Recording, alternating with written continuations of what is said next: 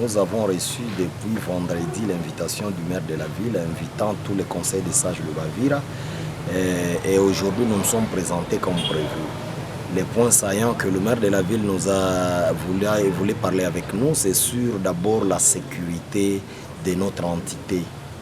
Quelles sont nos responsabilités, comment nous pouvons nous y prendre afin que nous puissions épargner Uvira de cette situation qui prévaut, parce qu'il veut commencer les consultations avec les communautés. Et par là, nous avons assez échangé.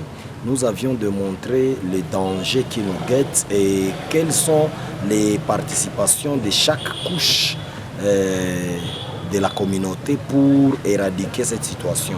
Et par là, nous n'avons pas oublié de frôler ce qui se passe sur les réseaux sociaux, incriminant les autorités sur certains détournements et consorts qui se passent à la mairie.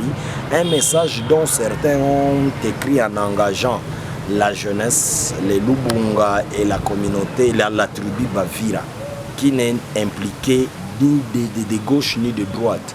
Et cela, nous avons démontré au maire que le Lubunga de Bavira est structuré à un comité dont le président, le vice-président et le secrétaire, rapporteur que je suis, que nous signons officiellement avec un sceau.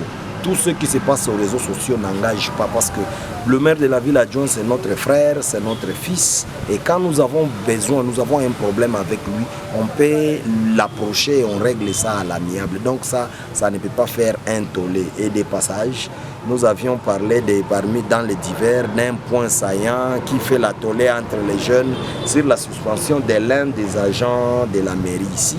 Et le maire nous a demandé nos avis. Nous lui avions proposé, comme tout père de la famille, un enfant peut s'égarer des ordres du foyer et ça ne fera pas sa suspension définitive, mais on peut juste lui donner des mesures correctionnelles et qu'il soit toujours gardé.